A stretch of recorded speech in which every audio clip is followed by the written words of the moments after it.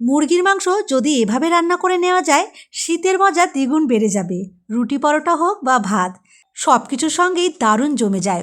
রান্নার প্রথমেই লবণ, হলুদ, লাল লঙ্কার গুঁড়ো, গোলমরিচ গুঁড়ো দিয়ে মাংস ভালো করে মেখে রেখে দিতে হবে। এর জন্য তৈরি করলাম একটা স্পেশাল মশলা। গোটা গোলমরিচ, মৌরি আর জিরে শুকনো খোলায় ভেজে গুঁড়ো করে নিয়েছি। কড়াইয়ে সাদা তেল গরম করে নিয়ে শুকনো লঙ্কা, গোটা জিরে, আদা কুচি, রসুন কুচি দিয়ে একটুখানি ভেজে নিলাম। দিয়ে দিচ্ছি পেঁয়াজ কুচি। পেঁয়াজ কুচি দিয়েও আবারও একটুখানি ভাজতে হবে।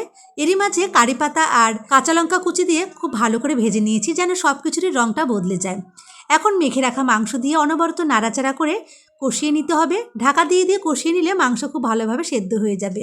পরিমাণ মতো লবণ আর 1 চামচ মতো গরম মশলা গুঁড়ো দিয়ে মাংস খুব ভালো করে কষিয়ে নেবার পর হাফ কাপ মতো গরম জল দিয়ে 3-4 মিনিট জাল করে নিয়েছি। তারপর রেডি করা মশলা দিয়ে একটু নাড়াচাড়া করার পর গামাখা হয়ে এলে ধনেপাতা কুচি ছড়িয়ে নামিয়ে নিতে হবে। এই চিকেনটা খাবার পর জাস্ট মুখে লেগে থাকবে।